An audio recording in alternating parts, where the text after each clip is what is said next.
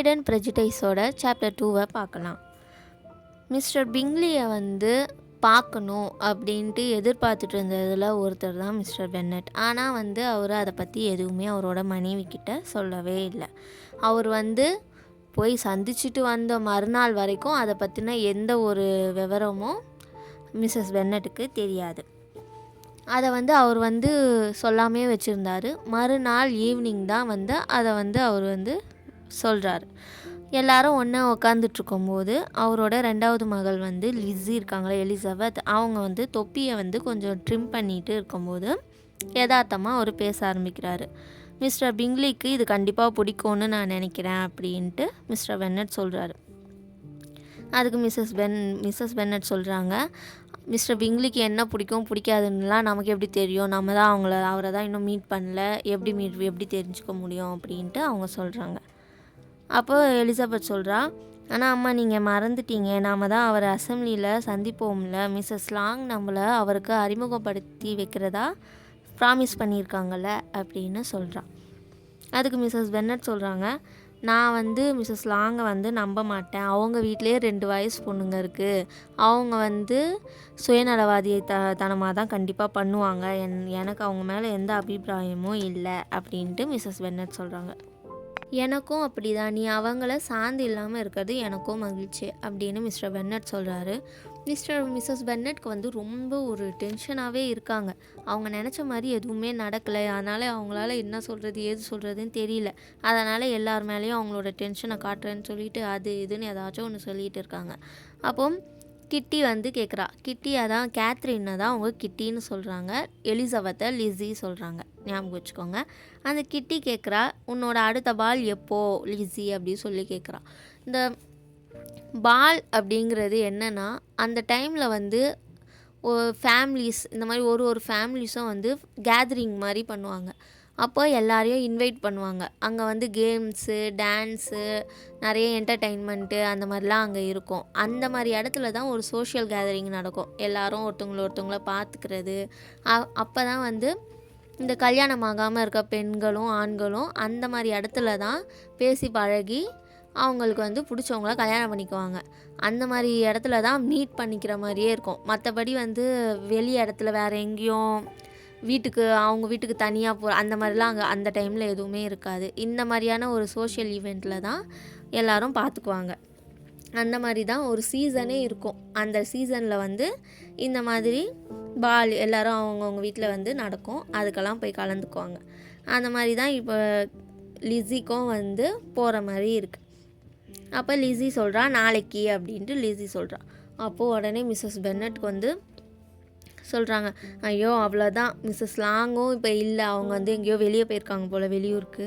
இப்போ எப்படி நம்மளை அறிமுகம் யார் படுத்துவா, நம்ம என்ன பண்ணுறது, அவ்வளோதான் முடிஞ்சு போச்சுன்னு சொல்லி அவங்க ரொம்ப ஃபீல் பண்ண ஆரம்பிக்கிறாங்க. அப்போ மிஸ்டர் பென்னட் சொல்கிறாரு, அப்போ இது நல்லது தானே, நீ போய் நாளைக்கு ஃபஸ்ட்டு போய் அவரை நீ போய் சந்திச்சுட்டு நீ அதுக்கப்புறம் உன்னோட ஃப்ரெண்டுக்கு அவருக்கு அறிமுகப்படுத்தி வை அப்படின்ட்டு அவர் சொல்கிறாரு. இவங்களுக்கு இதெல்லாம் கேட்கும்போதே ஒரே இதாக இருக்குது. இவர் வேறு ரொம்ப வெறுப்பேற்றுற மாதிரி ஏதாச்சும் ஒன்று சொல்கிறாரே சொல்லி அவங்க ஒரு பக்கம் டென்ஷன் ஆகுறாங்க. என்னை கிண்டல் பண்ணிகிட்டே இருக்கிறீங்க நீங்கள், நான் எப்படி அவரை யாருன்னா அறிமுகப்படுத்தினா தான் நான் மற்றவங்களுக்கு அறிமுகப்படுத்த முடியும் அப்படின்னு சொல்லிட்டு மிஸ்ஸஸ் பென்னட் சொல்கிறாங்க. நீ சொல்கிறதும் சரிதான், மிஸ்ஸஸ் லாங் வீட்லேயும் 2 பொண்ணுங்க இருக்காங்கள்ல, அவங்கள பற்றி தான் யோசிப்பாங்க, அவங்களுக்கும் ஒரு வாய்ப்பு கிடைக்கணும்ல. சரி, அப்படி அவங்க ஏதோ ஒரு நல்ல எண்ணத்தில் உங்களுக்கு உதவ நினைக்கலாம், அதை உனக்கு வேண்டான்னு தோணுச்சுன்னா அந்த வேலையை நான் பார்த்துக்கிறேன் அப்படின்ட்டு மிஸ்டர் பென்னட் சொல்கிறாங்க. மிஸ்ஸஸ் பென்னட்டுக்கு இன்னும் தெரியல அவர் போய் பார்த்துட்டு வந்தார் அப்படின்ட்டு. அதனால் அவங்க ஒரு மாதிரி ஒரு இதுலேயே இருக்காங்க, டென்ஷன்லேயே இருக்காங்க. அவங்க இந்த விஷயத்தில் மிஸ்டர் பிங்லியை சந்திக்கணும், அறிமுகம் ஆகணும் அப்படின்னு அதை பற்றியே யோசித்து அவங்களுக்கு ஒரு டென்ஷனில் ஒரு கட்டத்துக்குள்ள அவரோட பேரை கேட்டாலே அவங்களுக்கு டென்ஷன் ஆகுற மாதிரி ஆயிடுச்சு. ஐயோ எனக்கு மிஸ்டர் பிங்லி பேரை கேட்டாலே இதாக இருக்கே அப்படின்ற மாதிரி அவங்க சொல்கிறாங்க.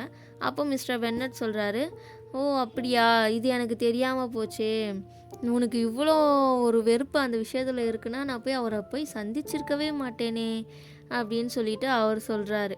எல்லாரும் அப்படியே ஷாக்காக அப்படியே பார்க்குறாங்க. ஆனால் என்ன பண்ணுறது, இதுக்கு மேலே எதையும் மாற்ற முடியாது, நாம் அவருக்கு அறிமுகமானவராக ஆயிட்டோம் அப்படின்ட்டு மிஸ்டர் பென்னட் சொல்கிறாரு. அவர் என்ன நினச்சி இவ்வளோ நேரம் பண்ணிகிட்டு இருந்தாரோ அது வந்து அவர் சக்ஸஸ்ஃபுல்லாக முடிச்சிட்டாரு. அவங்கள வந்து சர்ப்ரைஸ் பண்ணோம், அவங்களுக்கு இவ்வளோ நேரம் வந்து ஒரு டென்ஷனை கொடுத்து அவங்கள வந்து இப்போ வந்து அவர் உற்சாகப்படுத்திட்டார். எல்லாருக்கும் ஒரே சந்தோஷம். அவர் வந்து மீட் பண்ணிட்டாரு, அறிமுகம் ஆயிட்டோம் அப்படின்னு சொல்லிட்டு எல்லாரும் சந்தோஷப்படுறாங்க. கடைசியில் மிஸ்ஸஸ் பென்னட் சொல்கிறாங்க, எனக்கு தெரியும், நான் இதை எதிர்பார்த்தது தான் அப்படின்ட்டு அவங்க சொல்கிறாங்க. அதுக்கப்புறமா அவங்க கணவரை உடனே புகழ ஆரம்பிச்சிட்டாங்க. நீங்கள் எவ்வளோ நல்லவராக இருக்கீங்க, எனக்கு தெரியும், நீங்கள் எப்படியும் கடைசியில் மனசு மாறிடுவீங்க அப்படின்னு சொல்லி எனக்கு தெரியும். உங்கள் பொண்ணுங்களை உங்களுக்கு எவ்வளோ பிடிக்கும், உங்களுக்கு அவங்க தானே உயிர், அதனால் நீங்கள் அவங்களுக்காக செஞ்சிடுவீங்கன்னு எனக்கு தெரியும் அப்படின்னு ஒரே மிஸ்ஸஸ் பென்னட் வந்து புகழ ஆரம்பிச்சிடுறாங்க. அதுக்கப்புறம் மிஸ்டர் பென்னட் அங்கேருந்து போயிடுறாரு. அப்புறம் அவங்களோட பொண்ணுங்க கிட்ட பேசுகிறாங்க. மிஸ்ஸஸ் பென்னட், இங்கே பாருங்கள், உங்கள் அப்பா பாருங்கள், உங்களுக்காக எல்லாமே செய்வார், நமக்கு இப்போதைக்கு நேரம் கொஞ்சம் சரியில்லை அப்படின்னு சொல்கிறாங்க. ஏன் அப்படி சொல்கிறாங்கன்னா, அந்த காலத்துலலாம் இப்போது ஒருத்தவங்களுக்கு இப்போ ஒரு அப்பாவுக்கு வந்து ஒரு சொத்துக்கள்லாம் இருக்குது அப்படின்னும்போது அது வந்து அடுத்து அவருக்கு ஒரு மகனுக்கு தான் போய் சேரும். இப்போ இவங்க வீட்டில் 5மே பொண்ணுங்கன்றனால அவங்களுக்கு வந்து அவங்களோட வீடோ இல்லை அவங்கள சுற்றி இருக்க இடமோ அவங்களுக்கு அவங்களோட சொத்துக்களோ அவங்களுக்கு வராது.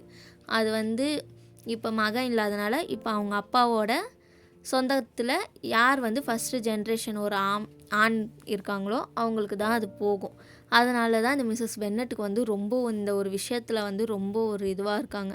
5 பொண்ணுங்க இருக்காங்க, அவங்களுக்கு கல்யாணம் பண்ணிடணும், நல்லபடியாக கல்யாணம் பண்ணணும் அப்படின்ட்டு அவங்க ரொம்ப அதில் ஒரு அவங்களோட ஒரு பெரிய குறிக்கோளே அதுதான்ற மாதிரி அவங்க இருக்காங்க.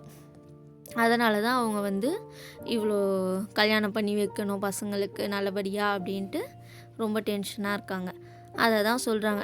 ஆனால் உங்களுக்காக நாங்கள் எதுவுமே எல்லாமே செய்வோம் அப்படின்ட்டு அவங்க சொல்கிறாங்க.